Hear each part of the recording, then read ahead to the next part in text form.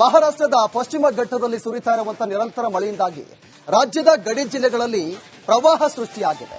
ಗದಗ ಜಿಲ್ಲೆಯಲ್ಲಿ ಮಲಪ್ರಭಾ ನದಿ ಅನ್ನದಾತರ ಬದುಕನ್ನೇ ಬರ್ಬಾದ್ ಮಾಡಿದೆ.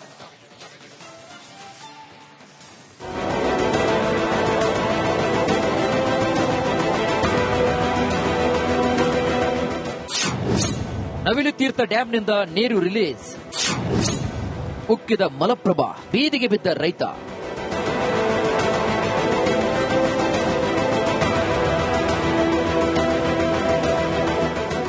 ಮಹಾರಾಷ್ಟ್ರ ಪಶ್ಚಿಮ ಘಟ್ಟಗಳಲ್ಲಿ ಸುರಿತಾ ಇರುವಂತಹ ಮಳೆಯಿಂದ ರಾಜ್ಯದಲ್ಲಿ ಪ್ರವಾಹದ ಪರಿಸ್ಥಿತಿ ಸಾಕಷ್ಟು ಉಂಟಾಗಿದ್ದು, ನವಿಲು ತೀರ್ಥ ಜಲಾಶಯಕ್ಕೆ ಭಾರಿ ಪ್ರಮಾಣದ ನೀರು ಹರಿದು ಬರ್ತಾ ಇದೆ. ಇದರಿಂದ ಮಲಪ್ರಭಾ ನದಿ ಉಕ್ಕಿ ಹರಿತಾ ಇದೆ.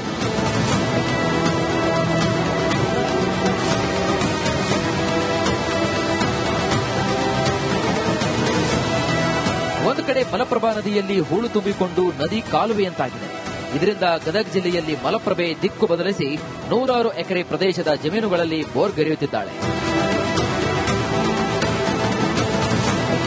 ಅನ್ನದಾತರ ಜಮೀನುಗಳು ಅಕ್ಷರಶಃ ಹೊಳೆಯಂತಾಗಿವೆ. ರೈತರ ಜಮೀನುಗಳಲ್ಲಿ ಹುಲುಸಾಗಿ ಬೆಳೆದಂತಹ ಬೆಳೆಗಳು ಸಂಪೂರ್ಣ ನೀರಲ್ಲಿ ಮುಳುಗಿ ಹೋಗಿವೆ. ರೈತರ ವರ್ಷದ ಬದುಕು ಸರ್ವನಾಶವಾಗಿದ್ದು ಮತ್ತೆ ಸಂಕಷ್ಟದಲ್ಲಿ ಸಿಲುಕಿದ್ದಾರೆ. ನರಗುಂದ ತಾಲೂಕಿನ ವಾಸನ ಗ್ರಾಮದ ರೈತರು ಲಕ್ಷಾಂತರ ರೂಪಾಯಿ ಖರ್ಚು ಮಾಡಿ ಭರ್ಜರಿ ಕಬ್ಬು, ಗೋವಿನ ಜೋಳ ಬೆಳೆದಿದ್ದಾರೆ. ಆದರೆ ನವಿಲು ತೀರ್ಥ ಡ್ಯಾಂನಿಂದ ಹರಿಸಿದಂತಹ ಅಪಾರ ಪ್ರಮಾಣದ ನೀರಿನಿಂದ ವಾಸನ ಗ್ರಾಮದ ಸುತ್ತಮುತ್ತಲಿನ ಸಾವಿರಾರು ಎಕರೆ ಜಮೀನುಗಳು ಸಂಪೂರ್ಣವಾಗಿ ನೀರಲ್ಲಿ ಮುಳುಗಿ ಹೋಗಿವೆ. ಗದಗ ಜಿಲ್ಲೆಯಲ್ಲಿ ಮಲಪ್ರಭಾ ನದಿ ಆರ್ಭಟ ಮುಂದುವರೆದಿದ್ದು ಉಕ್ಕಿ ಹರಿತಾ ಇದೆ. ಹೀಗಾಗಿ ಅನ್ನದಾತರು ಬೆಳೆದಂತಹ ಬೆಳೆ ಸಂಪೂರ್ಣವಾಗಿ ಜಲಾವೃತವಾಗಿದ್ದಾವೆ. ನಾವಿಲ್ಲಿ ದೃಶ್ಯದಲ್ಲಿ ಕೂಡ ನೋಡ್ತಾ ಇರಬಹುದು. ಗದಗ ಜಿಲ್ಲೆ ನರಗುಂದ ತಾಲೂಕಿನ ವಾಸನ ಗ್ರಾಮದ ರೈತರು ಏನು ಬೆಳೆದಿದ್ರು ಆ ಬೆಳೆ ಸಂಪೂರ್ಣವಾಗಿ ಇವಾಗ ಜಲಾವೃತವಾಗಿದ್ದಾವೆ. ಇಲ್ಲ ದೃಶ್ಯದಲ್ಲಿ ಕೂಡ ನೋಡ್ತಾ ಇರಬಹುದು. ಗೋವಿನ ಜೋಳ ಬೆಳೆದಿದ್ರು. ಸುಮಾರು 1 ಎಕರೆಗೆ 15ರಿಂದ 20 ಸಾವಿರ ರೂಪಾಯಿ ಖರ್ಚು ಮಾಡಿ ಗೋವಿನ ಜೋಳ ಬೆಳೆದಿದ್ರು. ಸಮೃದ್ಧವಾಗಿ ಬೆಳೆದಂತ ಬೆಳೆ ಸಂಪೂರ್ಣವಾಗಿ ಜಲಾವೃತವಾಗಿದೆ. ನೀರಿನ ರಭಸಕ್ಕೆ ಕೆಲವು ಕಡೆ ಕೊಚ್ಚಿಕೊಂಡು ಕೂಡ ಹೋಗ್ತಾ ಇದೆ. ಈ ಪ್ರಮಾಣದಲ್ಲಿ ನೀರು ಹರಿಬಿಟ್ಟಿರೋದ್ರಿಂದ ರೈತರು ಬೆಳೆದಂತ ಬೆಳೆ ಸಂಪೂರ್ಣವಾಗಿ ಜಲಾವೃತವಾಗ್ತಾ ಇದ್ದಾವೆ. ನಾವು ಈ ಭಾಗದಲ್ಲಿ ನೋಡ್ತಾ ಇರಬಹುದು. ಗೋವಿನ ಜೋಳ ಹಾನಿ ಆದ್ರೆ ಆ ಪಕ್ಕದಲ್ಲಿ ಕಬ್ಬು ಇದೆ. ಕಬ್ಬುನು ಕೂಡ ಸಂಪೂರ್ಣವಾಗಿ ಜಲಾವೃತವಾಗಿದ್ದಾವೆ. ಆ ಕಬ್ಬು ಈ ರೀತಿ ನಾವು ಈ ಭಾಗದಲ್ಲಿ ಸಾಕಷ್ಟು ರೈತರು ಕಬ್ಬು ಬೆಳೀತಾರೆ. ಆದ್ರೆ ಇವಾಗ ಕಬ್ಬು ಕೂಡ ಸಂಪೂರ್ಣವಾಗಿ ಜಲಾವೃತವಾಗಿದೆ. ಆದ್ರೆ ಗೋವಿನ ಜೋಳ ಆಗಿರ್ಬೋದು, ಹೆಸರು ಸೇರಿದಂತೆ ಈ ಬೆಳೆಗಳಿಗೆ ನೀರು ಸಾಕಷ್ಟು ಪ್ರಮಾಣದಲ್ಲಿ ಸೇಕರಣೆ ಆದ್ರೆ ಅದು ಸಂಪೂರ್ಣವಾಗಿ ನಾಶವಾಗುತ್ತೆ. ನೂರಾರು ಎಕರೆ ಕಬ್ಬು, ಗೋವಿನ ಜೋಳ ಮಲಪ್ರಭೆ ನುಂಗಿ ಹಾಕಿದ್ದಾಳೆ. ಇದರಿಂದ ರೈತರು ಗೋಳಾಡ್ತಾ ಇದ್ದಾರೆ. ಕಬ್ಬಿನ ಗದ್ದೆಯಲ್ಲಿ ನೀರು ನಿಂತಿರುವುದರಿಂದ ಇಳುವರಿ ಕುಂಠಿತವಾಗುವಂತಹ ಆತಂಕದಲ್ಲಿದ್ದಾರೆ. ಪ್ರತಿ ವರ್ಷ ಇದೇ ಕಥೆಯಾಗಿದ್ದು, ಹೂಳು ತೆಗೆಸಿ ನಮ್ಮನ್ನ ಪ್ರವಾಹದಿಂದ ರಕ್ಷಿಸಿ ಅಂತ ರೈತರು ಒತ್ತಾಯಿಸುತ್ತಿದ್ದಾರೆ. ನಿರಂತರ ಮಳೆ ಹಾಗೂ ಪ್ರವಾಹದಿಂದ ಸಾವಿರಾರು ಎಕರೆ ಬೆಳೆ ಹಾನಿಯಾದರೂ ಕೂಡ ಕೃಷಿ ಇಲಾಖೆಯ ಅಧಿಕಾರಿಗಳು ಕಣ್ಣೆತ್ತಿ ನೋಡದೆ ಗಡದ್ದಾಗಿ ನಿದ್ದೆಗೆ ಜಾರಿದ್ದಾರೆ ಅಂತ ರೈತರು ಕಿಡಿಕಾರುತ್ತಿದ್ದಾರೆ. ಇನ್ನು ಓಟ್ ಹಾಕಿಸಿಕೊಂಡಂತಹ ಶಾಸಕ ಸಿಸಿ ಪಾಟೀಲ್ ಕೂಡ ಕಾಲಿಟ್ಟಿಲ್ಲವಂತೆ. ಅಧಿವೇಶನದಲ್ಲಿ ಚರ್ಚೆ ಮಾಡಿ ಅನ್ನದಾತರಿಗೆ ಸೂಕ್ತವಾದ ಪರಿಹಾರ ನೀಡಬೇಕು ಅಂತ ಆಗ್ರಹಿಸಿದ್ದಾರೆ ಈ ರೈತರು. ರೈತರು ಹಾಕುವಬೇಕನ್ನೋ ಟೈಮ್ ಮಳೆ ಜಾಸ್ತಿ ಆಗಿ ಆ ಗೊಬ್ಬರ ಸಿಗಲ್ದು. ಸರ್ಕಾರದಾರ ಏನ್ ಅದಕ್ಕ ಕ್ರಮ ತಗೋನವಲ್ರಿ. ಯಾರು ಬಂದಿಲ್ರಿ, ಯಾವ ಪಕ್ಷದವರು ಬಂದಿಲ್ಲ. ನಾಶ ಅನ್ರಿ, ಕೊಚ್ಕೊಂಡು ಹೋಗ್ಬಿಡ್ತಾರೆ. ಪೂರ್ತಿ ನಾಶ ರೀ, ನಾಶ ಪೂರ್ತಿ ನಾಶ ಆಗ್ಯಾವ್ರಿ. ಬಾಳ ಸಮಸ್ಯೆ ರೀ. ನಾವೆಲ್ಲ ಈಗ ಎಕರೆ 25,000 ರೂಪಾಯಿ ಒಟ್ಟು ಲಾವಣಿ ಮಾಡೇನ್ರಿ. ಹೆಚ್ಚುಕಮ್ಮ ಒಂದು 15 ಎಕರೆ ಮಾಡೀವಿ ನಾವು. 15 ಎಕರೆನೂ ಪೂರ್ತಿ ಲಾಸ್ ಆಗೈತ್ರಿ. ಮಲಪ್ರಭಾ ನದಿ ಬಹುತೇಕ ಒತ್ತುವರಿಯಾಗಿದೆ. ಹೀಗಾಗಿ ನದಿಯ ಮೂಲ ವಿಸ್ತಾರ ಕಡಿಮೆಯಾಗಿದೆ. ಸ್ವಲ್ಪ ನೀರು ಹರಿಬಿಟ್ರೂ ಕೂಡ ಗದಗ ಜಿಲ್ಲೆಯ ಹಲವು ಗ್ರಾಮಗಳ ಸಾವಿರಾರು ಎಕರೆ ಭೂಮಿ ಸಂಪೂರ್ಣವಾಗಿ ಮುಳುಗಡೆಯಾಗುತ್ತೆ. ಸರ್ಕಾರ ಹೂಳು ತೆಗೆಸಿದ್ರೆ ಶಾಶ್ವತ ಪರಿಹಾರ ಸಿಕ್ಕಂತಾಗುತ್ತದೆ ಅಂತ ರೈತರು ಹೇಳುತ್ತಿದ್ದಾರೆ.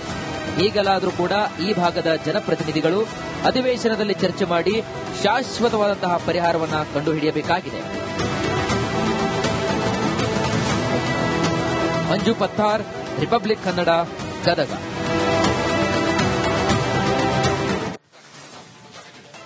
ಬೆಳಗಾವಿ ಜಿಲ್ಲೆಯ ಖಾನಾಪುರ ಭಾಗದಲ್ಲಿ ಭಾರೀ ಮಳೆಯಾಗ್ತಾ ಇದ್ದು, ಇದರ ಎಫೆಕ್ಟ್ ಬಾಗಲಕೋಟೆ ಜಿಲ್ಲೆಗೂ ಕೂಡ ತಟ್ಟಿದೆ. ಕೃಷ್ಣಾ, ಘಟಪ್ರಭಾ, ಮಲಪ್ರಭಾ ನದಿ ಉಕ್ಕಿ ಹರಿತಾ ಇದ್ದು ಗ್ರಾಮಗಳು ನೀರಲ್ಲಿ ಮುಳುಗಡೆಯಾಗಿವೆ.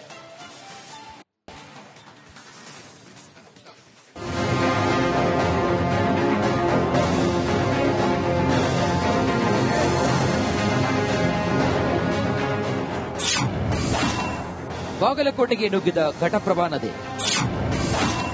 ಹಾವನೂರು ಗ್ರಾಮವೇ ಸ್ಥಳಾಂತರ.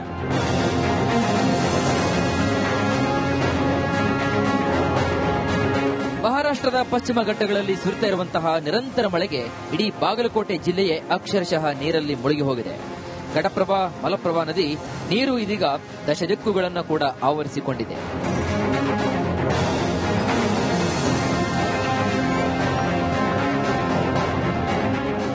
ಮಲಪ್ರಭಾ ನದಿ ನೀರಿನಿಂದ ಸಂಪೂರ್ಣವಾಗಿ ಜಲಾವೃತವಾಗಿದೆ. ತೋಟದ ವಸತಿ ಪ್ರದೇಶದಿಂದ ಜಾನುವಾರುಗಳನ್ನ ಗ್ರಾಮಸ್ಥರು ಸ್ಥಳಾಂತರ ಮಾಡುತ್ತಿದ್ದಾರೆ. ಜಿಲ್ಲೆಗೂ ಒಂದು ಏನು ಘಟಪ್ರಭಾ ನದಿ ಆಗಿರ್ಬೋದು, ಕೃಷ್ಣಾ ನದಿ ಆಗಿರ್ಬೋದು, ಅದೇ ರೀತಿ ಮಲ್ಲಪ್ರಭಾ ನದಿಯೂ ಕೂಡ ಏನು ಪ್ರವಾಹ ಭೀತಿಯಿಂದ ಸಾಕಷ್ಟು ರೈತರಿಗೆ ಸಂಕಷ್ಟವನ್ನು ಉಂಟು ಮಾಡಿದೆ. ಈ ನೆಲೆಯಲ್ಲಿ ನಾವೀಗ ಮಲಪ್ರಭಾ ನದಿಯ ದಡದಲ್ಲಿ ನಾವೀಗ ಬಂದಿದ್ವಿ.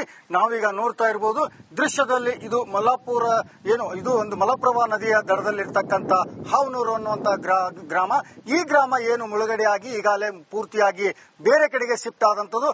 ಹಳೆ ಊರಿನಲ್ಲಿ ಇರ್ತಕ್ಕಂಥ ದೃಶ್ಯಾವಳಿ ನೋಡಿದ್ರೆ ಪೂರ್ತಿಯಾಗಿ ನೀರನ್ನು ಆವರಿಸಿಕೊಂಡಂತ ಈ ಗ್ರಾಮದಲ್ಲಿ ಯಾವುದೇ ಒಂದು ಜಾನುವಾರುಗಳಾಗಿರ್ಬೋದು, ಜನ ಆಗಿರ್ಬೋದು, ಹೊಲಗಳಿಗೆ ಮತ್ತು ಗದ್ದೆಗಳಿಗೆ ಹೋಗಬೇಕಾದ್ರೆ ಇದೇ ಒಂದು ದಾರಿಯನ್ನು ಅವಲಂಬಿಸ್ತಾರೆ. ಆದ್ರೆ ಇವತ್ತಿನ ದಿವಸ ಪೂರ್ತಿಯಾಗಿ ನೀರು ತುಂಬಿಕೊಂಡಿದೆ. ನಾವೀಗ ದೃಶ್ಯದಲ್ಲಿ ನೋಡ್ತಾ ಇದ್ದೀವಿ. ಈಗ ಏನು ದನಕರುಗಳನ್ನ ಸುರಕ್ಷಿತವಾದಂತಹ ಸ್ಥಳಕ್ಕೆ ತಗೊಂಡು ಹೋಗುವಂತ ಒಂದು ದೃಶ್ಯವೂ ಕೂಡ ಕಾಣಿಸ್ತದೆ. ಇನ್ನು 100 ಎಕರೆ ಪ್ರದೇಶದಲ್ಲಿ ಬೆಳೆದ ಈರುಳ್ಳಿ ಬೆಳೆ ಸಂಪೂರ್ಣವಾಗಿ ಮುಳುಗಿ ಹೋಗಿದ್ದು, ಹೊಲದಲ್ಲಿನ ಈರುಳ್ಳಿಯನ್ನ ರೈತರು ಕಿತ್ತು ಹೊರಗಡೆ ಸಾಗಿಸಲು ಹರಸಾಹಸ ಪಡುತ್ತಿದ್ದಾರೆ. ನಮಗೆ ಪ್ರವಾಹದಿಂದ ಭಾರಿ ನಷ್ಟವಾಗಿದ್ದು ಸೂಕ್ತ ಪರಿಹಾರವನ್ನ ನೀಡಬೇಕೆಂದು ಆಗ್ರಹಿಸುತ್ತಿದ್ದಾರೆ. ಸಂಸದರತ್ತು, ಗದ್ದೆಗೌಡರಾತು, ಮುಖ್ಯಮಂತ್ರಿ ಆದಂತ ಇದು ತಾಲೂಕಿನ ಶಾಸಕರಾಗಿ ಹೋಗ್ಯಾರ. ಅದೇನಾರು ಮಾಡಿಕೆಟ ಪರಿಹಾರ ಊರಾಗ ನೀರು ನುಗ್ಗಕತ್ತೈತಿ. ಈ ರೀತಿ ಮಾಡಿಕೆಟ ಅವರ ಇದ್ದಾಗ MLA ಇದ್ದಾಗ ಬ್ರಿಡ್ಜ್ಗಳು ಇದು ಮಾಡಿಕೆಟ ತೆಗ್ಗಿತ್ತು, ಸಾಪಿತ್ತು.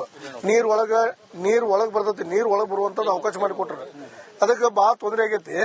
ಅದಕ್ಕೆ ಏನಾರು ಮಾಡಿಕೆಟ ಸರ್ಕಾರದವರು ಇದ್ರ ಗಮನಿಸಿ ಜನರಿಗೆ ಪರಿಹಾರವನ್ನು ಕೊಡುವ ವ್ಯವಸ್ಥೆ ಮಾಡಲಿ. ಇನ್ನು ಘಟಪ್ರಭಾ ನದಿಯ ಅಬ್ಬರ ಜೋರಾಗಿದೆ. ನದಿಯಲ್ಲಿ ನೀರಿನ ಹರಿವಿನ ಪ್ರಮಾಣ 60,000 ಕ್ಯೂಸೆಕ್ ದಾಟಿದೆ. ಇದರಿಂದ ಮುಧೋಳದ ಘಟಪ್ರಭಾ ನದಿ ವ್ಯಾಪ್ತಿಯ 10ಕ್ಕೂ ಅಧಿಕ ಸೇತುವೆಗಳು ಜಲಾವೃತವಾಗಿವೆ. ಧವಳೇಶ್ವರ, ಮಿರ್ಜಿ ಗ್ರಾಮಕ್ಕೆ ನೀರು ನುಗ್ಗಿದೆ. ಮುಧೋಳದ ಮಾಚಕನೂರು, ಹಳಬಸವೇಶ್ವರ ದೇವಸ್ಥಾನಕ್ಕೆ ಜಲ ದಿಗ್ಬಂಧನವಾಗಿದ್ದು ಶ್ರಾವಣ ಪೂಜೆ ಭಂಗವಾಗಿದೆ. ಮಿರ್ಜಿ ಗ್ರಾಮದಲ್ಲಿ 30ಕ್ಕೂ ಹೆಚ್ಚು ಕುಟುಂಬಗಳನ್ನ ಶಾಲೆ ಹಾಗೂ ನರ್ಸರಿ ಆಸ್ಪತ್ರೆಯ ಕಾಳಜಿ ಕೇಂದ್ರಕ್ಕೆ ರವಾನೆ ಮಾಡಲಾಗಿದೆ.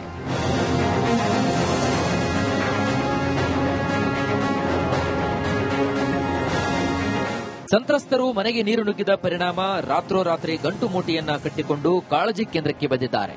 ಗೋದವ್ವ ಎಂಬ ಬಾಣಂತಿಯೊಬ್ಬಳು 2 ತಿಂಗಳ ಹಸುಗೂಸನ್ನ ಕಟ್ಟಿಕೊಂಡು ಕಾಳಜಿ ಕೇಂದ್ರದಲ್ಲಿ ನೆಲೆಸಿದ್ದಾಳೆ.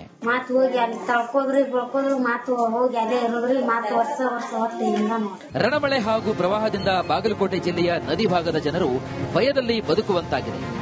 ಇವರ ಈ ಗೋಳಾಟ ಅಂತ್ಯವಾಗಬೇಕಂದ್ರೆ ಶಾಶ್ವತವಾಗಿ ಇವರನ್ನ ಈ ಜಾಗದಿಂದ ಸ್ಥಳಾಂತರಿಸುವ ಕಾರ್ಯ ಆಗಬೇಕಾಗಿದೆ.